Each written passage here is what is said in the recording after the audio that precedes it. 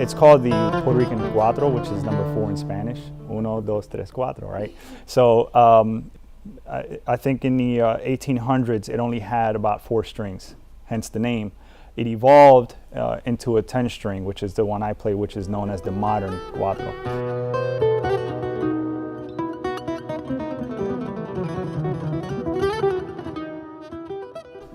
My name is Jose Gabriel Munoz, originally born in Puerto Rico, but raised here in Jersey.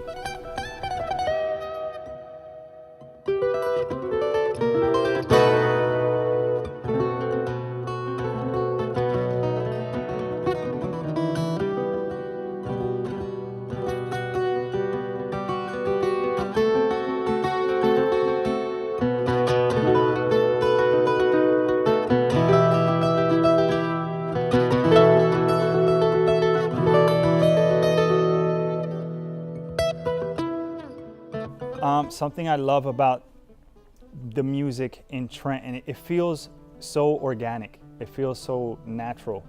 Everything you hear, every artist you witness or meet is so unique in their own respective ways that once you experience music in Trenton, you're not going to see someone like that or hear something like that anywhere else. That's something that I'm very proud to say about the city of Trenton, and I hope to continue seeing that flourish as time goes by.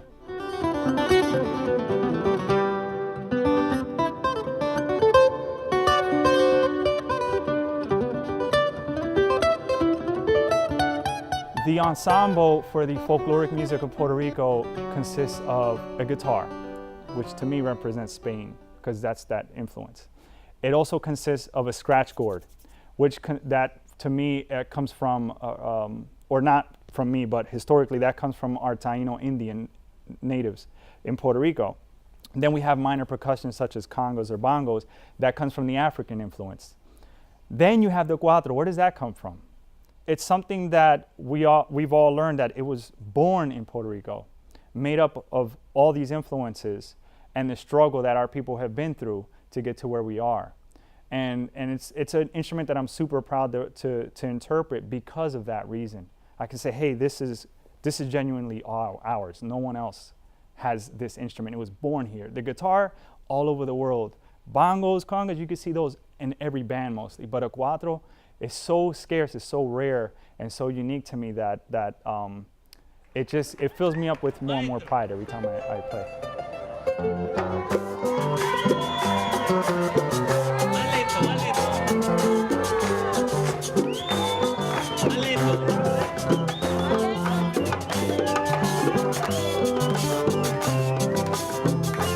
I've been playing for close to 30 years.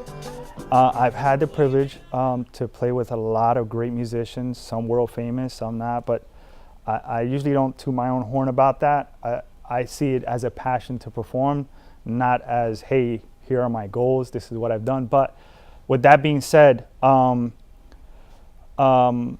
was able to, back in 2014, open up for a gentleman by the name of Edwin Colon Sayas. He's basically modern history's world's greatest cuatro player. And when I received the phone call to open up for him in Chicago, my jaw dropped because I could literally name you cuatro players that I feel are more qualified. So it was a humbling experience. I was honored to do it, and I was able to travel to Chicago at the Harris Theater and open up for Edwin, which is something that, I mean, I could die happy after that, right? Then a year later, I received a phone call from Washington, from the Library of Congress, asking me to come play and do a concert, which I humbly accepted also. No questions asked, just for the experience basically and for the passion to share our music. And we traveled to the Library of Congress in Washington, and we were able to do a concert. And I performed there, and then we did a oral history interview at the library archives, which is something that blew my mind when I sat there with the gentleman conducting the interview, when he told me, you do know that this is going to be archived as part of American history forever at the Library of Congress. And I was shaking because I felt such a weight on my shoulders and a responsibility to represent the instrument and all the cuatro players out there. Because here is little old me from Trenton, New Jersey, when there's like monster Cuatro players in Puerto Rico they could have called. But we were up for the task. We took on the responsibility. We did the interview. And then they asked us to do a concert at the Kennedy Center in Washington, which I then learned I was the second Cuatro player in history to ever do a concert at the Kennedy Center in Washington in front of thousands of people. And I'm glad they didn't tell me that before the show, because I probably would have fainted. But it was an awesome experience to do that.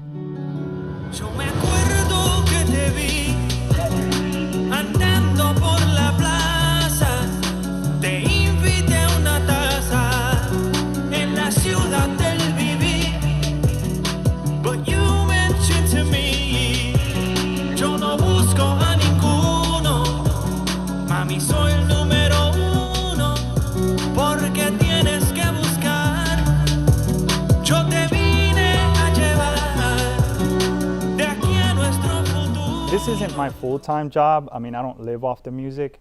For the past 20 years, I've been a humane law enforcement investigator. I'm currently chief of my division, and I developed a passion for that as chief, as an investigator also. And so my job basically consists of investigating all forms and types of animal cruelty.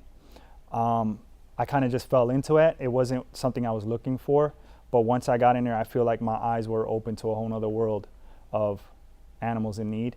And I developed such a dying passion for it, and I've been doing it for 20 years now. And it's something I love to do. It's something I love to do. Again, as I said, the music was more like a therapy for me, so, sort of like an escape, because what I do for a living is stressful. There's nights you lose sleep over it. And it went from like a therapy to a passion for me to do music. So it's like I have these two passions meshed together. But I don't think I would change what I do for the world. I love what I do.